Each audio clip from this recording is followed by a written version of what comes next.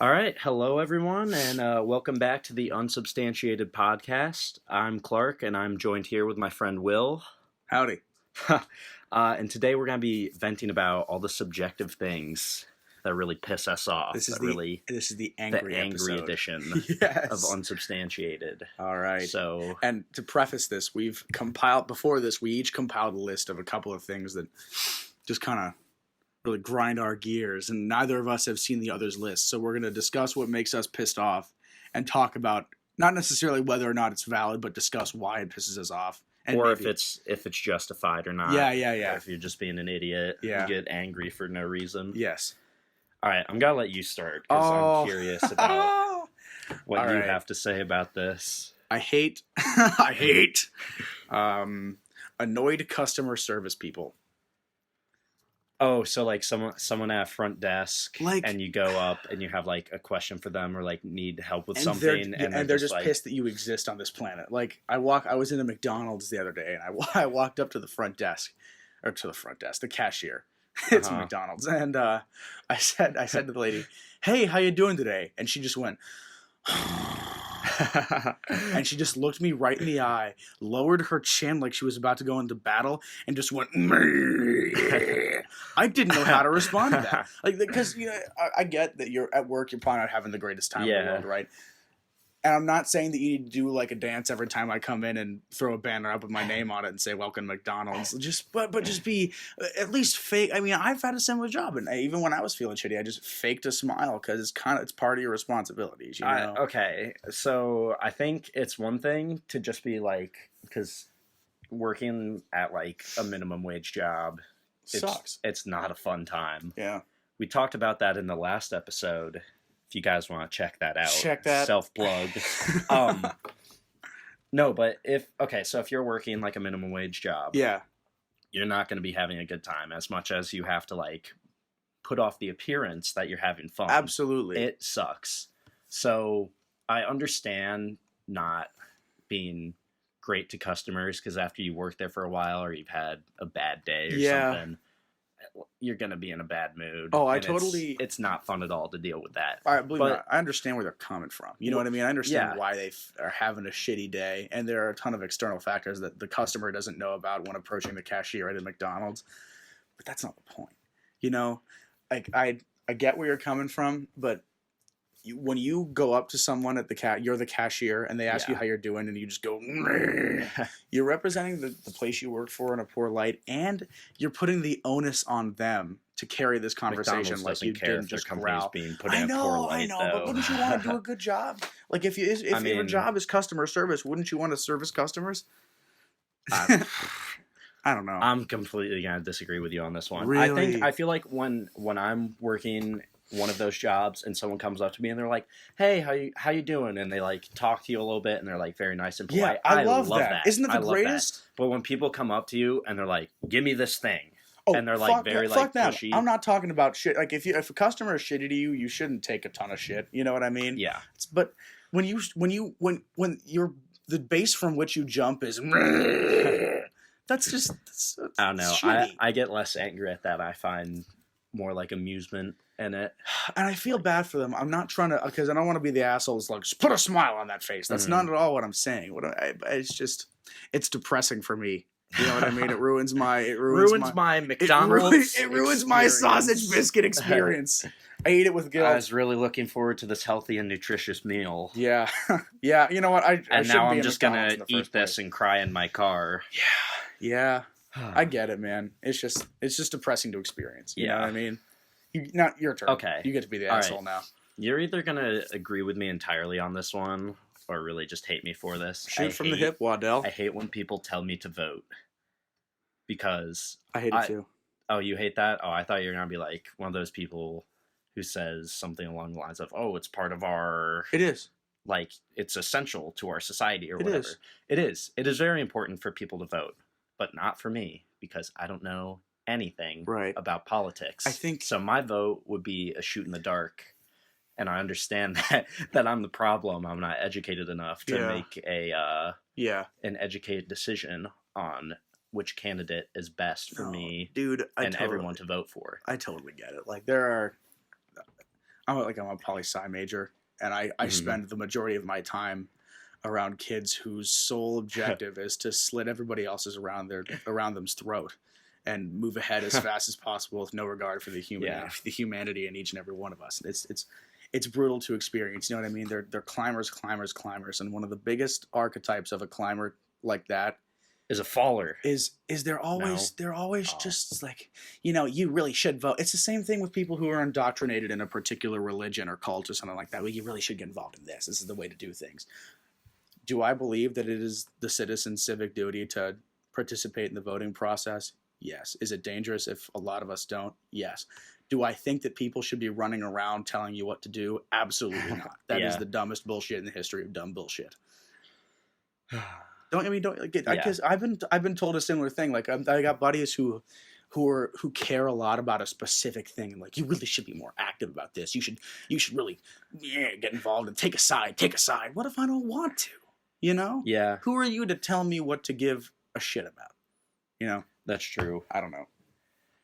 I always somehow get roped into those like voting like stands though, where they'll be like, "Hey, are you registered?" I'll be like, "Nah," and they're like, "Do you want to?" I'll be like, "Ah." And they're like, "Come on, you should really." I always get roped into that. Yeah. Every time. Yeah. And then I register, and then I either forget to vote or don't. Like, I really just need to take the time to like research things and like look into if you politicians. Don't know what you're talking about. Because there are too many people who get sucked into shit like that, and they're like, "I'm making a difference. I'm voting," and then you ask them what the person they voted for thinks about certain things, and they don't know shit. Yeah, I think this is one of those things where I get angry about it, but I'm really just angry at myself. I'm like a school bully, but for voting. That was, as they say, #deep, sir. Yes, I wasn't ready for these. Reflective. Let me get my swim floats on. We're not even angry right now. No. This is not what we were going for. No, but I see what you mean, guys. Mind if I continue with this for a little bit? Because I hear this a lot. You're better off not voting if you don't know what you're talking about than voting if you don't know what you're talking about, or getting involved if you don't want to. Because what I hate the most about Twitter and Reddit and Facebook and all this shit is that people will read a headline or their favorite celebrity will say something and they immediately grab onto that and run with it like it's a fucking marathon. Like you don't okay, have you done a single amount of research? Do you know what you're talking about, or are you just spouting something that someone told you to spout because they put shiny colors on it and wrapped it the way you want it to be wrapped and you want to be associated with that person or that thing? Like, I'm an activist. What are you active for? Do you know? Because I guarantee a lot of people don't. So, I mean, if you're really worried about it, take 20 minutes a day, read 2 articles about things that are related with the things you know about, but are also in the political sphere. You know, that way you can get involved in shit that you care about, but not have to mess with something that's like the media's forcing down your throat, like abortion. You know? Yeah. You have to get involved in that shit. That's true. Eric, don't vote. I don't know. I think you're much more passionate about this topic than I am. Well, I was trying not to be. Yeah. You know what I mean? Like, I hate people who run around telling other people to vote. I mean, you should, but who am I to tell you what to do? You know? Yeah, that's true. That's bullshit. Sorry. Sorry. Next question. Oh, inspirational shit. I love. Wait. Okay, I'm gonna let you finish. My sister attends a wonderful dancing studio. They do great stuff, but I want to puke every time I walk in there because I see these signs that like, you can be the biggest spirit dragon who's empowered in the history of fucking dance, or you'll see these things on Twitter like, you are brave and you are strong, and blah, blah, blah. And then so what I'm hearing is you like tearing down women. It's not female. I hate guys who do it too. I hate that. But it's part of the culture now, and it really hasn't been this big before. What do you mean? When you're a kid, you get fed by your elementary school teacher that anybody can be president. You can be an astronaut when you grow up. But that's a little newer too. You know what I mean? We live in this world. How would you know? Well, I mean, we live in this world where everybody thinks that they're gonna, like, if you're working out at the gym, you're curing world hunger, like one more rep and kids at night cheer. Think that. But then why are they getting online and posting like beast mode all day? Be the change you want to see. You're in a tank top. Shut up. Yeah, but they just they just enjoy working out and are like, that's something that they work towards. Okay. That's great, but why are you pretending it's anything more than working out? You know, why are you pretending to be brave? It's like, why is that supposed to inspire me? Because they want to, because maybe they want other people to spread goodness, but it seems so get shallow. Healthy and get fit. I mean, it is kind of shallow. It's so shallow because there are a lot of people that could use some real inspiration out there. That could really use a bit of bravery. Real inspiration, what you're talking about. Action over words. I'm so sick of these colloquialisms being thrown around all the time. Like, oh, if you're living, no, probably not, but you can be good at something. You know. Yeah. Figure out what that is. If you're in a shitty spot, find a friend who's actually going to help you out instead of tossing a grenade of brave and strong at you. Because that shows you just don't care. Mm-hmm. It just seems so fake to me, you know? Yeah, I mean, there's a lot of fake inspiration on social media, and like followers and that sort of thing. That's what I mean. But I don't know. There's a lot of good inspiration out there. Like, I mean, I really enjoy when like musicians put out like tweets or stuff like that. Like, what do you mean? I enjoy that. Like, okay, even something like Brockhampton, you know Brockhampton, right? Music group. Like, a lot of the stuff they talk about is basically like dollar in a dream. Like, I came from nothing. I put all my time and effort into this like project, and now they're like a huge boy band. Well, that's cool. Like, that's not what I'm talking about. But you're talking about people being like, you can do it. I just hate. I think the phraseology of it is what pisses me off. I think that it just seems so cookie cutter. I think it just seems so. It seems very plastic to me. You know what I mean? Yeah. If it's something real like that, I get it. But I don't. I just question how inspired you can actually be from someone you don't know online. Who? But what if it is people that people know? Like, you look at someone like, I don't know, let's say like Michael Phelps, for instance, or any athlete, and they put something out, and like you people can be an eagle, like something like that. Yeah, and people like look up to that person. I guess that actually is another one of my things. I question people's allegiance to celebrities and cultural figures.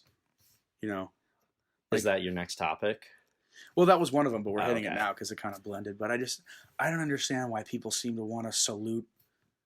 And this is because of the media age we're in. Why they want to, why they follow these people like they're Jesus. It makes no sense to me. He didn't turn water into wine. He dived in water, and he put suction cups on, and it was cool, and he's great, and he's one of the best. He's probably the best. Are you still talking about Michael Phelps? Yeah, but I'm so confused. Okay, but you drive an Uber car, or you're an attorney, or your life is not comparable. You can look up to them, but I just like these guys who climb Mount Everest, and they go and do these speaking seminars afterward. They'll go to like a business, they'll bring them into it and inspire their employees. Like, what's your Everest? You know what I mean? I don't know. And maybe I'm a curmudgeon. You know, I feel like kind of an asshole. I think you are a bit of a curmudgeon. I think you're a little bit of a half glass empty type guy. I consider myself an optimist, but I think we also have to take into account what's real and what's not. So you're a realist. I don't know, but who am I to put that label on myself? Are you a nihilist? I thought I was. Who are you? Will. I don't know. No, I don't know. Fuck. I'm sorry. Shit like that just gets on my nerves. Yeah, that's fair. That's what this episode is all about.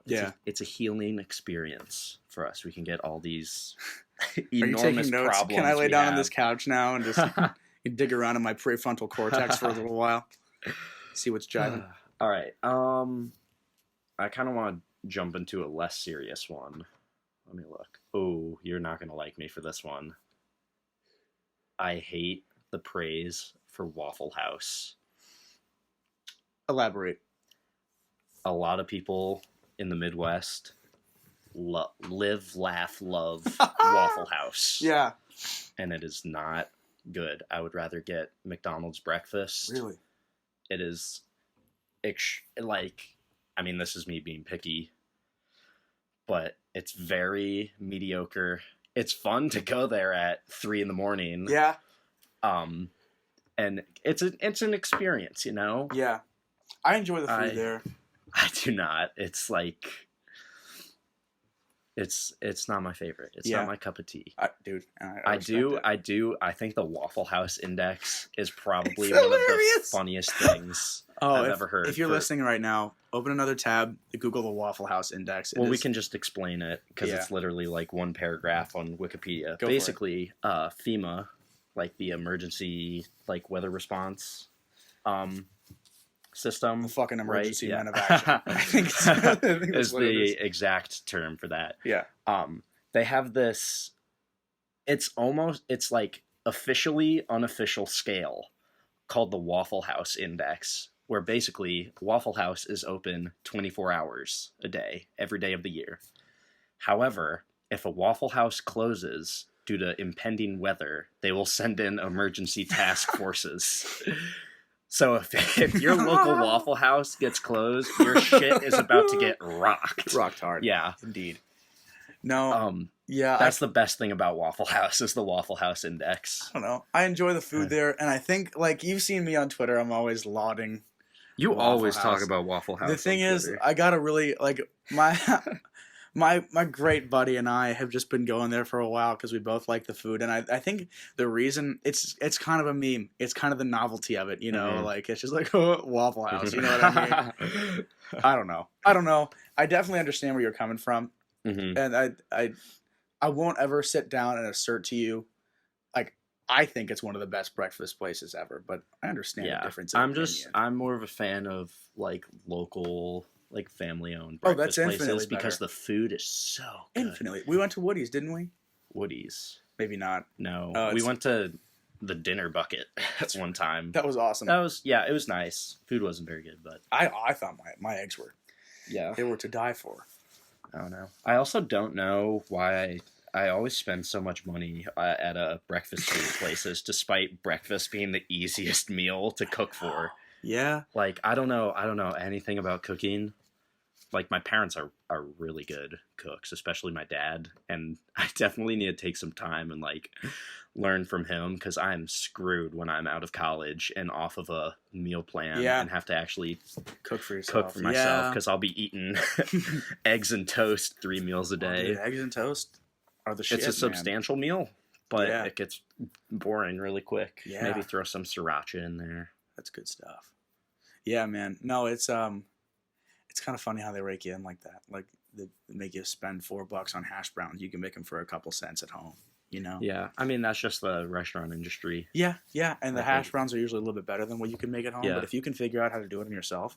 And you're also paying for not having to take the time to make your own goddamn hash browns. Totally justified in the way they price it, but I'm just saying it'd be nice to be able to throw down in the kitchen on my own volition if you know what I'm if you know what I'm spitting. Thanks. you know what I'm talking about, player. Oh man. We should do a Dr. Seuss episode where everything has to rhyme. I'm gonna copyright that idea. Yes. We'll have our imaginary attorneys work on that for a little while. Oh man. Oh, we'll get our research guy. Yes. We should get a research guy. But Jamie. Check the analytics on that. All right, what's your next thing? I don't like it when guys give other guys shit for taking care of themselves cosmetically. You know what I mean? Yeah. Like, and it's not as bad now as it was a while ago. Like, this is the freest time for men to look nice without being called a pussy. You know what I mean? Mm-hmm. But it's not. I don't know. Like, I was sitting in the car the other day and I was talking to someone and I mentioned that a lot of guys now are like going to get their eyebrows tuned up a little bit. Like, not like done and painted and everything, but just like, you don't paint eyebrows. Not well, you know, some people like spray shit, right? I don't know. I've never done it, but I've got a unibrow, not a full unibrow, but like it's definitely a little connected. And I wouldn't mind going in sometime and having like somebody who knows what they're doing tune it up a little bit. But you can just get like tweezers. Yeah, but I don't know that. You know what I mean? Yeah, that's true. Or like when a guy spends too long in a store looking for a shirt he likes, like, why don't you want? Dude, I spend so much time shopping. Me too. And there's nothing unmanly about that for clothes, right? Yeah, there's nothing wrong with looking nice. I feel like you are not very threatened by people questioning your masculinity. No. It's an elevated thinking. No, I mean, I don't IQ know. 400. I agree with you. I'm like, like a couple of years ago, maybe it was last year, me and my friends did a trip to New York, and it literally just turned into a shopping trip. We just went in stores and shopped for clothes. That's and fun. Why does that have to be a women thing? You know, things. I don't think it is. I think it's turning. I like the way I feel like a lot of guys shop online though. They'll go on like a lot of Adidas people shop online. Stores are. What are you talking about? Stores are always going to exist because you need something. You need it immediately. You go to the store. You need something and you want it in like 3 to 5 business days. Yeah, but mom and pop brick and mortar places, they're gonna have a big struggle in the next 5 years. They're already struggling now. I don't know. I think the only business that's really going to be impacted by online shopping is GameStop. Well, GameStop can screw off. Anyway. Yeah. GameStop, screw GameStop. Fight us, GameStop. No, I want more than a nickel for Madden 08 on the DS. We'll give you like $1.50 for store credit. A nickel and a halfpenny. But you know what I mean? Like, I don't think it's unreasonable to find a nice pair of pants that fit me the right way. And if it takes me 20 extra minutes, I don't want to be called names for it. You know what I mean? Yeah. Like, who are you to sit there and call me less of a man because I want to look nice? You know? Yeah. I don't know. I feel like the big thing that I think of when people talk about this is guys getting their like nails done. Yeah. Yeah. Yeah. I take horrible care of my nails. I bite them constantly.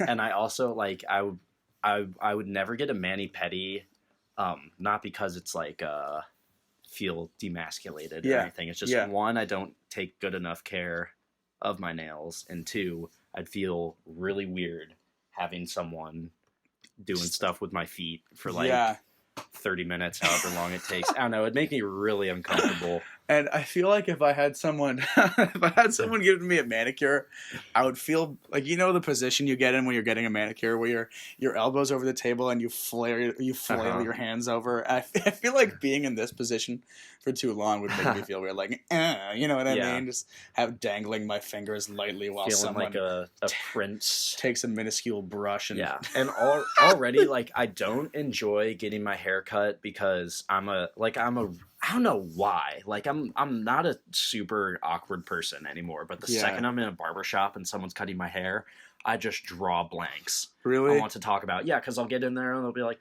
"Oh, hey, how's it going? How's your day going? How's your weekend?" And then I just don't talk for the rest of it. So like I can't even imagine if you're getting your hair cut, I'm not talking, it doesn't feel that weird. I can't imagine someone like painting my toes and like holding my feet and having to maintain a conversation with them. That'd make me feel so uncomfortable. I feel like it makes more sense in a barbershop. Like I find it easy to talk to my barber. Yeah. But I feel, if someone was like I'm looking down at them like, "Oh yes, I had a wonderful day at the mall, searching for exquisite pants." Couldn't do it. Yeah. Couldn't do it. I don't think I'm ever gonna get a mani-pedi. I don't see a reason to. Yeah. At least not for myself. You know what I mean? Yeah. Do you? I feel that. Yeah. All right. Give me one. Is it my turn? Yes. Or did that? Oh no, that did not come from the Waffle House topic. I thought those were somehow connected. Okay. One thing that annoys me, or I guess upsets me, is that the rise of video streaming websites has now created a lack of the George Lopez theme being played at 3 a.m. Explain. You know, when you're a kid, this is not like something I've come up on my own. Like many people have made this observation before, but you know, you're a kid. You turn on the TV and you're like, night. and then they're on the trampoline. Yeah. I don't know. That. And just like watching George Lopez when you're like 8 years old, it's like it like creates this illusion. You're like, oh, I'm watching like adult television. Yes. But it's a Nickelodeon TV show. Like, no, I know exactly. I felt like a big kid. Yeah. Yeah.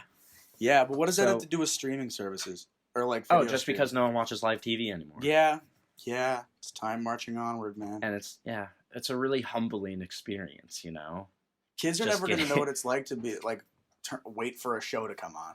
Oh my! Well, no, because even like streaming sites, like something like Game of Thrones, I'm gonna use for example. Even though all the past seasons are there instantly, and you can just watch an ad, watch the entire series. That's what I'm saying. But when a new season comes out, on these streaming sites. Sometimes they drop all the episodes at once. Sometimes I know for like shows like Black Mirror, when a new season comes out, everything's available instantly. But for like Game of Thrones, it was every Sunday, I think, you get a new episode and you had to wait for it. But was it available afterward? Infinitely? But we've always had the availability afterwards because we grew up with like DVRs. Yeah, but it wasn't as easy, you know? That's true. Oh, one really made me angry as a kid. Yes. When I'd have a show recorded, I believe it was like American Idol or something, and 60 Minutes, the show that's named because it's 1 hour long, goes over that 1 hour and screws up your recording.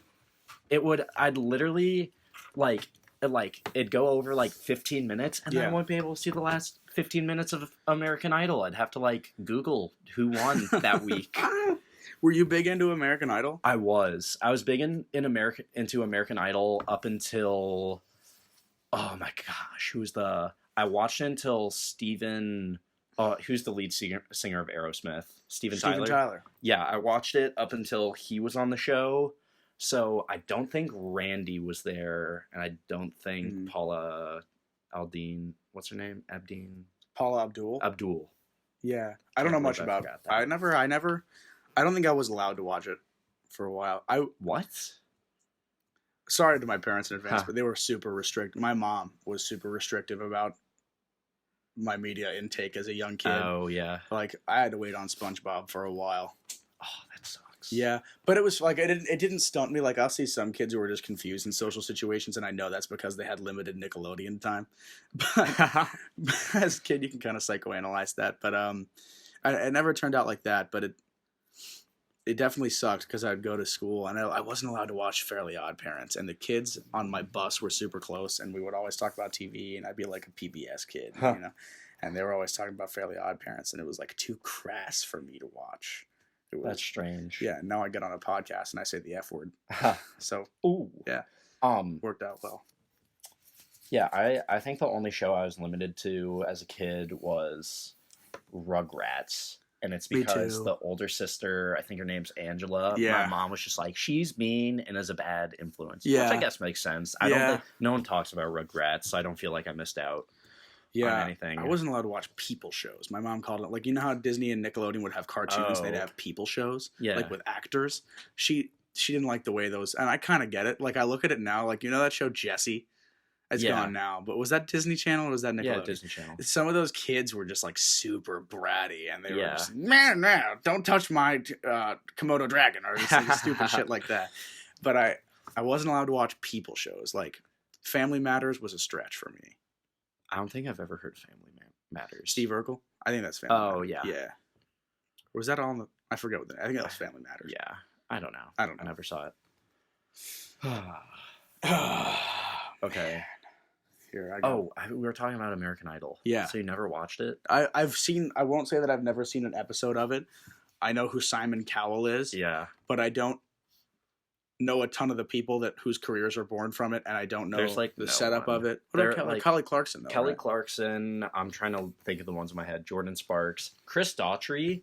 He came in like 6th. He was on American Idol? Yeah, that's where he got started from. Shit. But I can't name anyone now. I mean, I stopped watching it. Yeah, I don't know anything about American Idol. You don't know dude, it's, you know nothing. It's literally. Compared to you, like. Oh, yeah, I'm not an expert. Not an expert, but I just, I don't know. I probably would have really enjoyed it because I was super into. Yeah. Did you ever watch Glee? Yes, when I was in middle school, I was obsessed with Glee. Yeah, Glee was like my guilty pleasure back in middle school because it's total like because when you're in middle school, you're like, oh, I can't be watching Glee. I gotta be the man of the house. And you're like, 12 I never years felt old. that. I was proud to be a watcher. My mom and my sister would watch it like whenever like once a week when it came out. And they'd be like, do you want to watch with us? I'd be like, I guess. I watched most of it. And then it got to the point where, which is weird that I recognized this as a 12-year-old, is every episode just kind of felt the same. Every episode was just like, I have this problem. I'm going to sing about it. Yeah. I get that. Oh my God, what if we don't make it to the regionals? Yeah. I will say, like, as a music, like, I was a theater kid, you know? Yeah. And I was in middle school too. And so I would, like, that teacher, Will Shue. Oh yeah. I thought he was the shit. Like, he was handsome. He dressed well. He knew how to sing, but he wasn't a bitch about it. He was able to help Finn and Puck and all those folks with their problems, but he was, like, mature. Yeah. You know? And I thought that redheaded teacher was just so, like, the one that Will Shue had the relationship with. Oh yeah. I thought she was just so pretty and she was sweet. And I just, like, every time I watched it, I was like, oh, like, that's awesome. I long for you. I did. She might have been one of my first, like, TV crushes. Yeah. Was her. That show is also, man, this really took a turn from the angry episode to the reflective childhood episode. Yeah. That show is very progressive for its time, which, like, in the future, like, if you ever watch that show, it's gonna seem they're gonna look like normal, but like at the time it was like there weren't any like gay people in TV. What was the name of that like, one guy? Gay people. And there was a character in a wheelchair whose entire character wasn't built around that wheelchair. You know what I mean? Yeah. Like, he was substantial. He had a life just like the rest of the kids, and he performed with them. And it wasn't a big deal that he was in a wheelchair. You know, it was like he's in a wheelchair, but he's got a damn personality too, which was really great for its time. Yeah. Which I took a disability studies course this year. I've told you about it before. Yeah. And a big thing, I did a project on the issues with portrayal of disability in the media, and like, a lot of times, like, characters in TV shows with disabilities, their character is the disability. Yeah. And, like, that's it. Or a gay character, their character is they're gay. Yeah, They gave them lives in that show. And I'm not one of those people that's going to go on and be like, we need more representation of this kind of person and that kind of person and this kind of person, or it's not a real show. Like, write an authentic thing, but it's cool that they really dove into those characters. I thought that was so awesome. Yeah, it's great when it's done well, and they're not just like forcing in a disability so they can have some, like, quote unquote, like, sad storyline or that sort of thing. When it's done well, it's really great to see. And they did it the right way, you know. Yeah, because it's so easy. Yeah. It's easy now to throw a gay character in, or a disabled character in, or a person of color in, and say, "Here, that's the character." Why not give them some substance? You know, if we care about representation, make them a round character. I don't know. Yeah. It was awesome. It was cool. It was a good show for a while. It kind of fell off. When they graduated and the new characters came in. I don't think, I did get, I think I got to there. I stopped long before that. Man, this episode's, this is like the first episode where it's like, man, this show's really gonna suck for people who didn't watch Black Mirror. It's kind of like that with Glee, but it's your fault if you didn't watch Glee. Watch it now. I don't think it's on. It's not on Netflix anymore. Oh, was it on Netflix? That's how I got it. I would retire to my room at 9 p.m., get under the covers, and turn on my iPod Touch, and just escape into the world of Lima High. It was the shit. It was. One thing I hate: chunky tomato sauce. Oh my god, dude! It's the fucking worst, dude. Tomatoes are the worst fruit, and here's why. Agreed. Because you bite into it, and it's like biting into a big booger. Oh, they're so stupid. They're so gross. But tomato products are good. Ketchup is fine. Tomato soup is amazing. Red sauce is good. I enjoy chunky tomato salsa only if it's like mixed in with like a ton of other stuff in like a burrito, like a burrito bowl. Yes, but I can't just put it on chips. Tomato as a light flavor is fine, but eating tomatoes is gross as hell. It's gross as hell. There is no reason to put tomatoes in your salad. There's no reason to slice it up and put it on a burger. I mean, there's you're nutritional lying to benefits. Yeah, sure, whatever. You can get those same things from another vegetable that doesn't taste like ass. But if you bite into a burger and you're gonna sit there and pretend to me like, oh, mustard, great, bread, great, meat, great, lettuce, great. Oh, tomato, this is good too. Wait, screw you. You're lying. You know, I don't believe people that like tomatoes. Yeah, I don't know. I don't know why I got so pissed about that. I don't think they should be trusted. And I get chunky peanut butter, okay? Because a peanut is good. A peanut is not... Wait, you do or don't like chunky peanut butter? Because a peanut is good, and peanut butter goes good with little peanuts in it. But tomato sauce distracts you from the fact that it comes from a tomato. Tomatoes aren't chunky. They're like juicy and crunchy simultaneously. Yes, there is no reason for a hunk of tomato in tomato sauce. No reason whatsoever. I agree. No reason. You're completely right about being angry about. So I'm not crazy about that. No. All right. Everything else though, you're wrong. Next question or topic. Let's see. Want to know what really kind of makes me not so much angry, but really just upset. Yes. And sad. Yes. I don't hear seals kiss from a rose in public places. It needs to happen far more often. Like I wish I could just like sit down in Starbucks instead of a Sarah Bareilles album or whatever. She's overrated. She's good, but she's a little overrated. I don't know enough about her to kiss from a rose. But if I could just imagine going into every single restaurant and they're just always playing Kiss from a Rose. Yes, can I get a latte with There used to be a great tower on the sea. It's a great song. It is. Great it's song. The best The video is badass too, because he's right in front of the bat signal. It's for Batman. Yeah. The Batman movie with... I forget who's in that one. Michael Keaton. Oh, yeah. I believe. Kent State. Right down the road. Ooh. Yeah. Way to tell everyone where we live. Right Kent down State, California. Right down. Yeah, that's where we are. We're in the valley. Ha. I meant right down the highway and across the country is what I meant. It's just I don't know.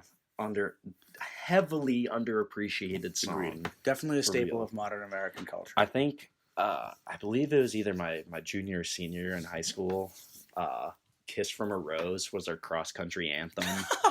And it was great because every bus ride going there and going back was just Kiss from a Rose. Yes. Not the whole time, but we played at least once. It was just amazing because you'd have a bunch of 14 to 8-year-old dudes just screaming Kiss from a Rose. Have you ever heard the acoustic version? No. It's amazing. I'll have to really good. Really good. To look into it. I wish we had the rights to it so we could play it as our intro and our outro. I'll talk to Seal about that. Give him a call. See what he's up to. Have him as a guest. Hit him up on his line.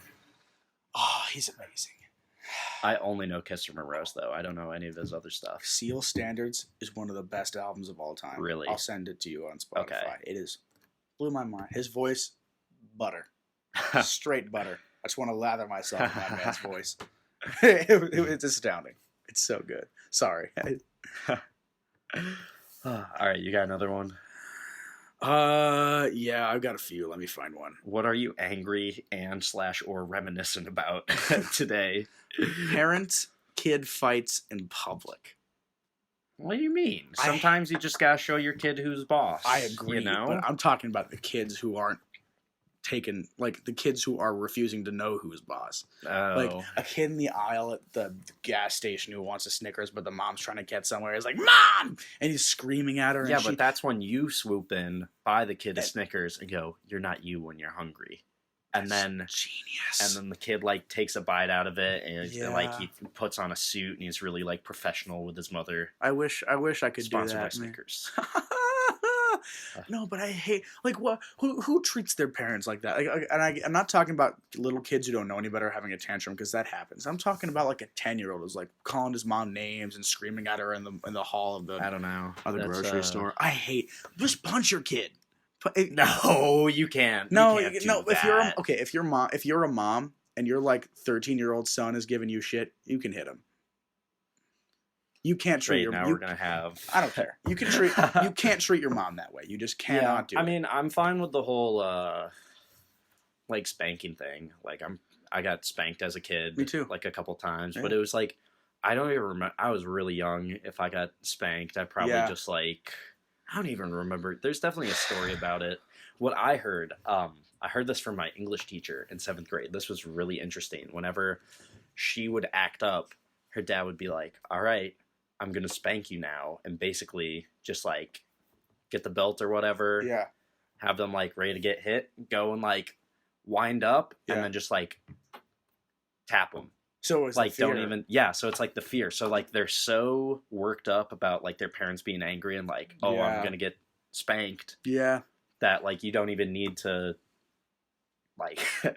let loose on your kid. So just wind up for a left hook in the grocery store, and then your son will chill out with his hype beast hat.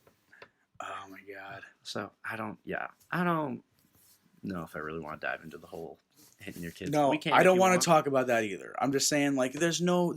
I don't want to talk about it, but I'm gonna talk about There's no reason to scream at your mom in public. That's true.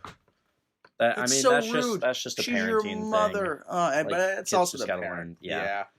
It's the parents' fault. Yeah. Because kids don't know better.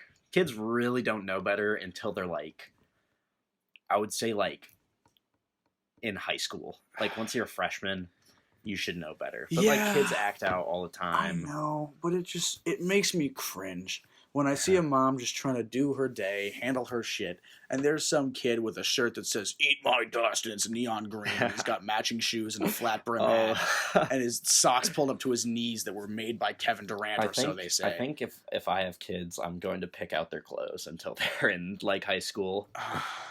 Yeah. Actually, nah, because kids should be able to express themselves. But they also shouldn't look like assholes. They don't look like assholes. They just look like they want to be athletes. Oh my god! I don't know. When I see a kid dressed like that, I immediately think of the kids who used to bully me in middle school. Like I see one and he's like 4'9", but I'm afraid of him. Like, please don't hit me or call me gay. I don't know. Just be nice to your parents. Be nice to your parents. Yeah, all children listening to this. Yes. Man. All 0 of them. I don't know. Am I wrong, though? Like, there's no reason to scream. Well, yeah, you're right, but kids just don't know better. It's just annoying. That's why it's all about their upbringing. And that sort of thing. Yeah, I get it. All right. I think... Oh, no, I have a couple more. Yeah. All right. What I really hated was college orientation. It was so bad. And the informational stuff, it's great. They show you around. You kind of get a feel for the campus. And I don't know if this is the same for every college, but they try to, like, force fun on you way too hard. Like, I'm not having fun right now. It's the summer. I want to be at home doing fun things with my friends. I don't want to be doing the cha-cha slide and eating popsicles with a bunch of strangers. You know? Dude. It was just... Oh, when I think back on it, I was so nervous about it. And I didn't, like, make a couple friends, but I just never reached out to them. I kind of wish I did, because they're nice guys, but... I don't think I spent a moment at college orientation where I wasn't pissed off. It was just... Yeah. Why are you making me sit in a circle? You know? Oh, yeah, they make you play all the games and stuff. There's a little get to know. I mean, and they're going to pretend like... You have to do something as icebreakers. Like, I'm fine if they're like, hey... What's your name? Where are you from? Give us a fun fact. It gives you organically. Yeah, but that's true. Yeah, because I think I made the most like connections with people when we were just like walking from place to place, and you just needed someone to talk to. Yeah, it's why are we playing so much pretend? Mm-hmm. If this is really supposed to be the place where I develop into adulthood, then why am I playing patty cake and building puzzles that teach me about the Miami Love and Honor Code? Forgot about the puzzles. There's so much I just I just buried deep in my memory. I got so angry that whole I was more excited. Yeah. I've never been more excited to go home from a place than I was. Oh, dude, when I was done with orientation, my flight got canceled because of storms, and so I was so ready to go home. And I felt like I had somewhere to be. I felt like I was going to like New York, like the next day or something, or like within a couple days, and I was just stuck. Yeah, it was the worst. Like, stop clapping. You know, stop singing things in rhyme to me. Stop doing skits to teach me about alcoholism. Just tell me straight up. I don't need. I know. I kind of enjoy the skits. I find them entertaining. I don't know, man. They're like, because they know they're bad. They know those skits. I guess it's a little better when they do it on the nose a little bit. Yeah. But it still just pissed me off, man. I'm with you on that one. Props to those orientation leaders, though. You got to put up with a lot of stuff. You got to do a lot of things you probably don't want to do for the entertainment of people 1 year younger than you. It's just, I felt very patronized there. I felt very talked down to the whole time. Like, well, yeah, because you're a little baby hey freshman. there, little buddy. Dude, we were little baby freshmen for so long, dude. Now we're sophomores. Yeah. We run shit. No, we don't. We're just there now and not noticed. No, the dude. Freshmen. No, dude. When you become a sophomore, it's like being a senior. You automatically run shit. It's just like high school. There's a tier system. Yes, you know? dude. No, it's just because like when you're a freshman, there's just so much you don't know about, and you rely on a lot of people to get help with things like going to career fairs or like building a resume, that sort of thing. Once you're past that, it's kind of just like you're just in the mix with everyone else. That's just like, all right, I'm here, and I'm gonna be in class 5 days a week. Yeah, and I don't know that I needed all the information they gave me at orientation. You know, I feel like if they put that out in an email and then showed me where the resources were when I got there, and we did half a day of saying, here's where this is, here's where that is, it would have been fine. Yeah, because they really don't need to. They should have just done like a lap around campus, and that way you have like a feel for directions. I didn't need to go in buildings, because you get to school, and what you have to do is you have to go from class to class and figure out where everything is. They can't do that for everyone. I'm a history major. There's no reason for me to be spending time in the chem labs. Yeah.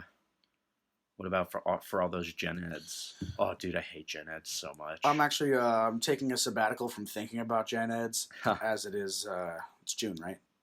Yeah. I'm not going to think about gen eds until August.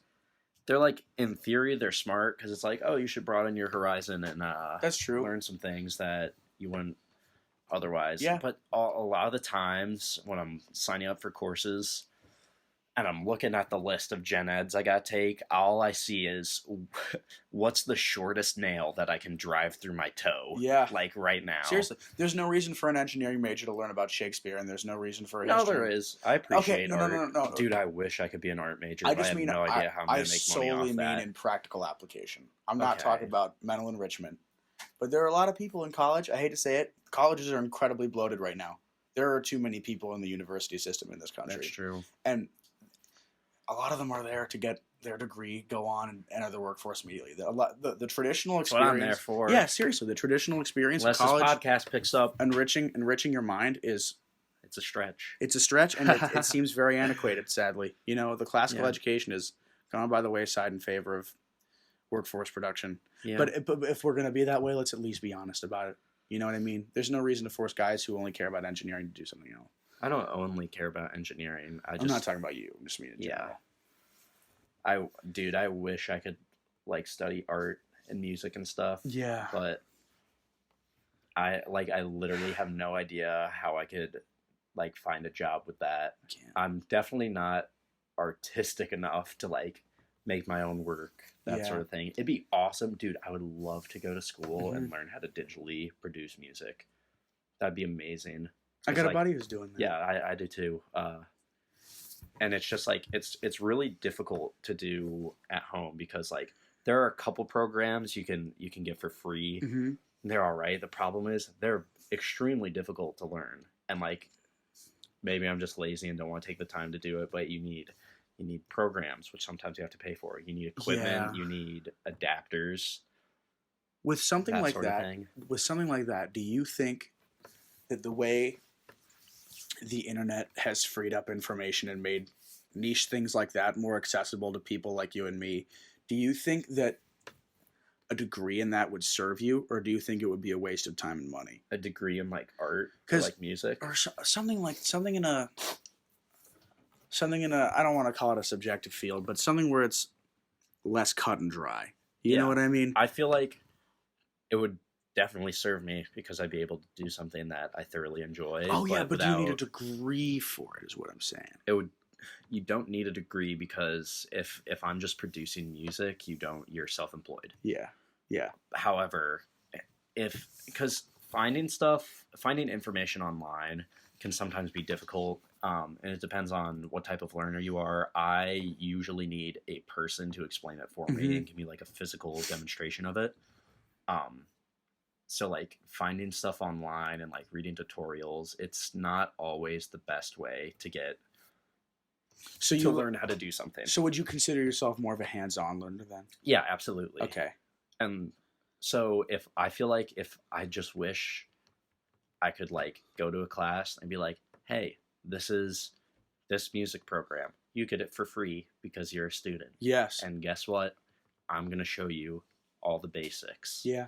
And and you have the program, you can fiddle around with your own stuff, figure some things out, but you got someone that's showing you the core essential components. Mm-hmm. Maybe I'm sure I can find a class somewhere to do that, but got to receive funding. Yeah. I mean, that. If it were up to me, if I were doing what I love the most would be what I could turn a career, would be what I can make a career out of, I wouldn't be a poli-sci major. What do you love the most? Babbitt? Shit, man. I don't know. I really love just sitting on the couch and watching TV. That'd be a dope career. Yeah, there are people that have turned that into careers, you know? Oh, yeah, like reaction YouTubers. I hate those, but yes. There are some good ones. And Cody Ko, he's really funny. Netflix. I don't know who that is. You don't? I'll check him out. He was back when Vine was a thing, he was a quote-unquote Vine star, and now that Vine is dead, he's on YouTube. Okay. And he just finds stuff on there and, like, comments on it. It's like, it's fairly entertaining. I enjoy it. No, I have a soft spot. Like, if I could turn what I loved, what gives me the biggest jive into a career, I would get involved in the entertainment industry. Yeah. I would try to record albums, you know. I would do music, I'd do art, I'd perform, I'd sing, I'd dance, you know.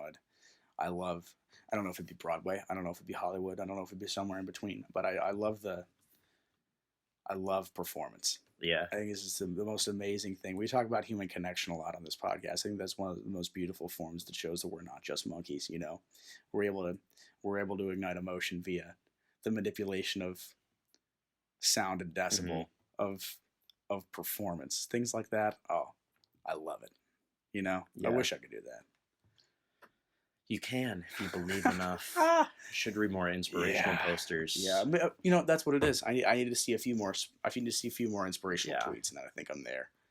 And you'll be good. You'll be on your way. I'll buy some Birkenstocks and prance my way down. Dude, I want Birkenstocks so bad. Those shoes are so fresh.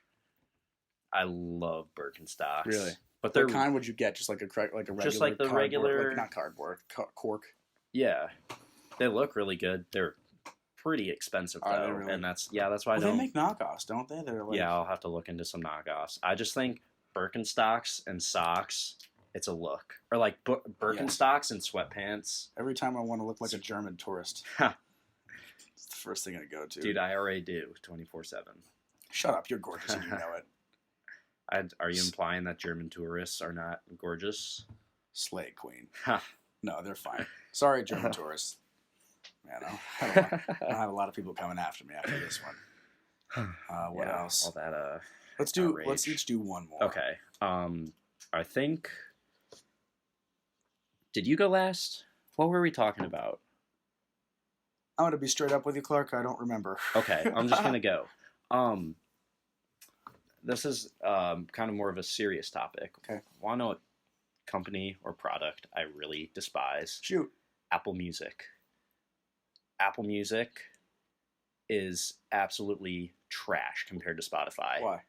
Because, first of all, the user interface really bugs me. It's really difficult and not intuitive at all to, like, queue up songs or, like, find albums, that sort of thing, or, like, saving music to your library, that sort of stuff. Maybe it's because I've had Spotify for a while and I'm used to that. But, like, even when I, like, got Spotify, everything just felt like natural, like, oh, this is how I do this thing, this is how I do that. Yeah. I didn't feel like I needed, like with Apple Music, I have to look up like how to like look at the song queue. Yeah. Yes. I was on vacation a little while ago. My brother's friend had a big speaker, so he was kind of the music guy for the trip, and he had Apple Music. And I tried to look up a song. It's like, and it gave me lyric options to other songs and like names. You know what I'm looking for. Yeah. You know, and it's ridiculously hard to navigate. And this is also my bias because I'm a Spotify guy as well. But I think Apple Music is just another example of a larger problem that society really needs to diagnose with its Apple obsession. Yeah. It's a shame because Apple makes amazing products, but they know how good they are and they screw you out of shit. Yeah. You know what I mean? Like there's a reason that my new computer doesn't have a USB port. It's because they know that they can make money. They can make me buy a $50 adapter. It's the same reason we use a dongle Think about it. There's no practical dongle. No, but think about it. They swallowed Beats Music because they need to compete with Tidal and Spotify. They need to.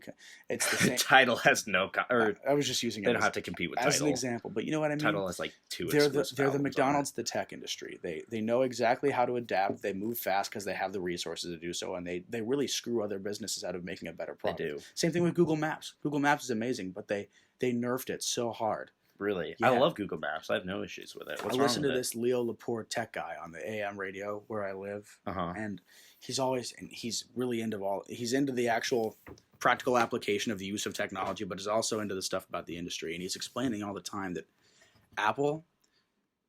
there are apps on the App Store that could be infinitely better if Apple didn't cripple them to make their own apps the best app to use. Oh yeah, productivity apps like the Apple Notes. What's the Evernote with the elephant, the green app with the elephant? There were a lot of functionalities that Apple, I believe, shut down. They said they didn't okay it because they wanted their stuff to be the best in the Apple market, which is a damn shame. So what's wrong with Google Maps?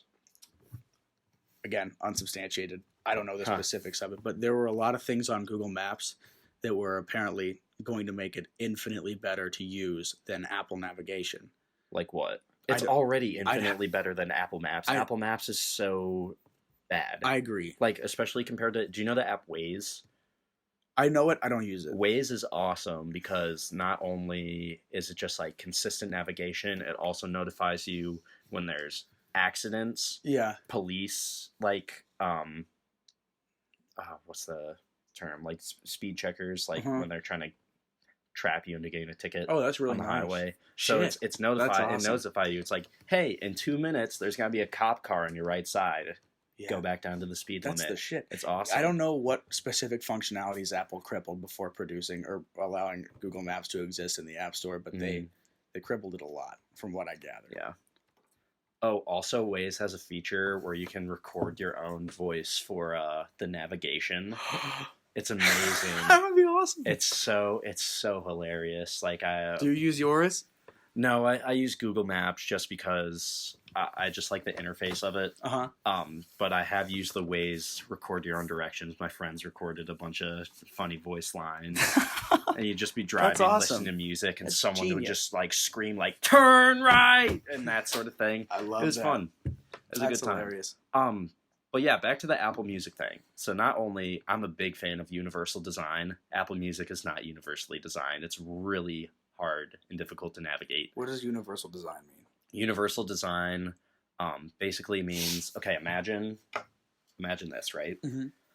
There's a door, right? Got it. And on this door, there's a horizontal bar on it. So you'd think, oh, I'm supposed to take that and push it.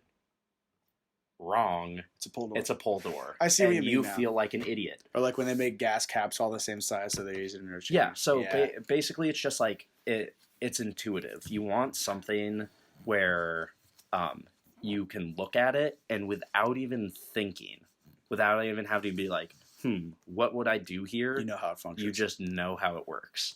So Spotify is very similar to that, I believe, at least. Spotify's cheaper. I think it's $1 a month cheaper, which is nice. Let's see, what else? Apple Music, I've heard it has a couple exclusives, but it's like, who cares? Is that not really that worth? many? Yeah. Do I need to listen to Beyonce's Lemonade on Spotify? Like, yeah. And like, they don't provide. I might need to fact check this.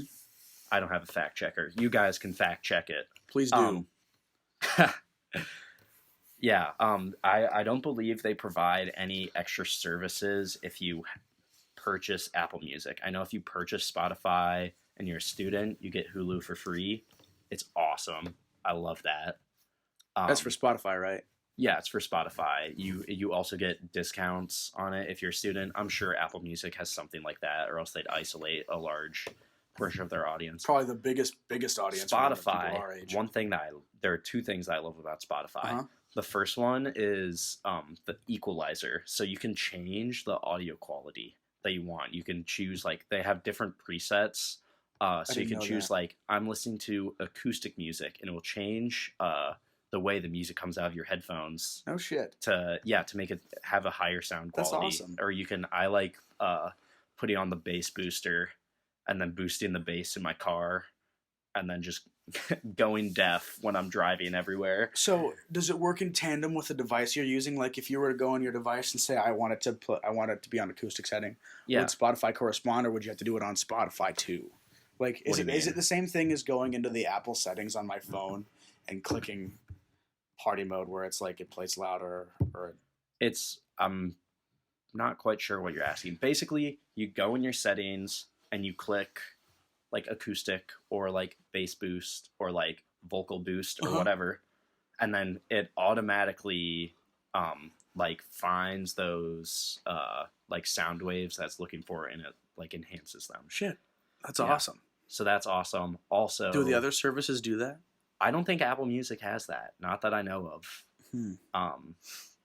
Granted, they totally could have it, and it might be completely better in every way than Spotify's, but unsubstantiated. Yes, exactly. Yeah. The other thing is there's this thing called the crossfade, and basically, I use that.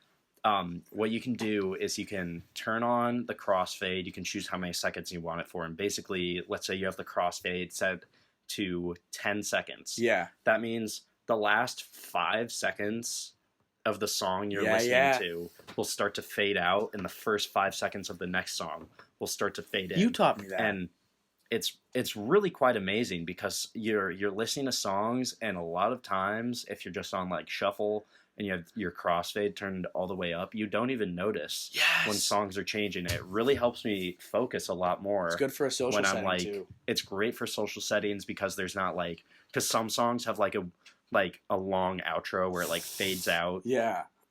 Or like other songs, like, I don't know, sometimes like studio recordings are weird where they'll 5 seconds at the end where it's nothing. Yeah. Or like a song starts and there's like no audio, or there's like an intro or something like that. It's just nice because it all fades together. Yes. There's no like clear cuts. It's a really amazing feature. You taught me that over winter break, and you had 2 songs. That was a Beatles song, and I think it was Creep by Radiohead. No, not Creep. You're one of those people that think Creep's Radiohead's only song. No, I just don't know despicable. A lot. I don't know a lot about Radiohead. Sue me. No, if you're a Spotify owner, go into your settings, turn up that crossfade all the way up to 12 seconds. Then play the song Yesterday, and then cue up the song No Surprises by the song Yesterday by the Beatles and the song No Surprises by Radiohead. It is, without a doubt, these songs were made to be played back to back with a crossfade at 12 seconds. You and I were playing Monopoly, I think, when that went down, and it blew my mind. No, it was crazy. I found it on accident just because I was like shuffling my whole music library. Listeners, try it out. Also, Spotify has Discover Weekly. I'm sure Apple Music has some like auto-generated, like, hey, you might like this. Discover Weekly is very hit or miss, but when it's a hit, I'll save like 10 to 15 new songs to my phone out of like a 20, 30 song playlist. It's amazing. It's great. Hesitant. I've like broadened my horizon of music like tenfold. Yeah. I got to start. I've been a little hesitant to use it because I tried it a couple of times and didn't like a lot of the songs that came up. Yeah. But I feel like I need to take a better attitude towards it. Yeah. It's a really cool functionality. And it's so cool the way we can now use predictive tech and AI to say, okay, you like this? Yeah. Sometimes it's really off though. Yeah. Oh yeah. Oh yeah. I forget. It can't be perfect. It lumped. I think it lumped a country band and Creed into the same category. Maybe they do the sort of like 90s rock. Like, probably what do you call that? The kind of that sort of thing. Do they do that in the country song? I'm obsessed with that music. But I know. They need to bring that back. I think it was. It's what we got to do. We got to start that grunge. We talk about this all the time. Is it grunge? Well, I think grunge. I don't know. Like Nirvana. Okay, but yeah, it is grunge. But I think we got to find out. Society needs to agree on a word for music, because I think Matchbox 20 there probably is. I think Creed. I think Hootie and the Blowfish. But we got to Google that. What's here? I'm gonna look up what genre is Pearl Jam. Yes, Pearl Jam. Even flow. It just says contemporary alternative rock, which is wrong. There's a specific style to that singing. Is it grunge? No, grunge is like Nirvana. Yeah. Grunge, the only grunge band that exists is Nirvana. No, what is the... Okay. I'm just going to Google weird voice Pearl Jam. No, there's definitely more grunge bands out there, and it's very how do I describe this? Grunge, it's kind of like punk-ish, where they're kind of screaming. I don't know. But there's a stark difference between punk and grunge. Yeah. Punk is more like Blink-182, Sum 41, that sort of thing. I feel like this literally doesn't exist. I think we gotta come up with a name for it. Just call it Meryl. All right. Well, let's get back on track. Yes. To what people hopefully care about instead of